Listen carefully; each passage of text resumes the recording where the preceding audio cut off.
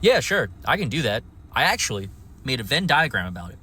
Here is my Venn diagram. It is a culmination of multiple MVPs that I could think of that seem to fit into the big three: consistency, winning record, and stats. 2023 Lamar Jackson, I think, was one of the most consistent seasons you could ask for from a quarterback. Winning record in 2008, Peyton Manning did not have the stats, but he had the consistency and he had the winning record because they went 14-0 and then benched their starters and finished the season 14-2. They could have gone undefeated, but they did not. And for stats, I also put 2013 Peyton Manning because statistically, that was one of the greatest individual seasons of all time. And to this day, no one has come close to hitting 55 touchdowns. And then I put 07 Brady in the middle because he had the best culmination of all three in terms of consistency, winning record, and stats. 16-0, I mean, consistently, he literally was the first quarterback to hit 50 touchdowns.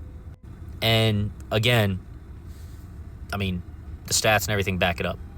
2020 Aaron Rodgers, I put right in between consistency and stats because he was one of the most consistent players in 2020, and he had the stats to back that up. But in terms of winning record, I put Patrick Mahomes over there instead because Mahomes was less consistent in 2018 than Aaron Rodgers because it was his first full year as a starter. But Mahomes in 2018 had the stats to back it up, and he had the winning record to back it up as well.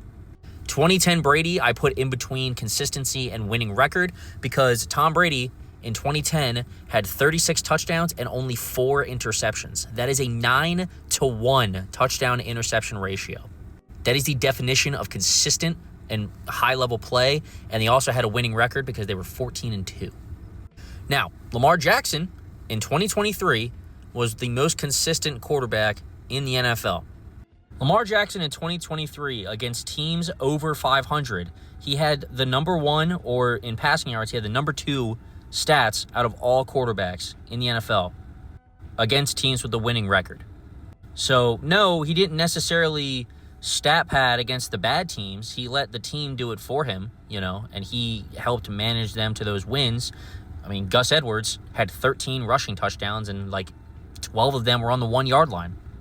But when it mattered, in 10 games out of 17 were against a winning record team. He was first in wins, second in passing yards, first in touchdowns. In total yards, he was first, and in total passing and rushing touchdowns, he was first. So when it mattered against winning teams, Lamar Jackson was the most consistent quarterback in the NFL. That is why he won MVP in 2023. I mean, the reason why Lamar Jackson's on pace to win MVP this season, along with Josh Allen, is the fact that Lamar is being extremely consistent and having a historic season. But if you look at Lamar's MVP and look at the consistency numbers and the winning record, you'll understand why he got to that point. But at the same time, he doesn't have the box score stats to back it up. But when you just dive a little bit deeper into the numbers, you'll understand why he won the MVP. Box score stats do not tell the whole story. 2008 Peyton Manning was an MVP winner, and he didn't have the box score stats to back it up, but he was consistent, and the Colts went 14-0 when he was the starter. That's why he won the MVP. He managed the offense to 14 wins in a row. I don't understand why this is such a difficult concept for people to understand.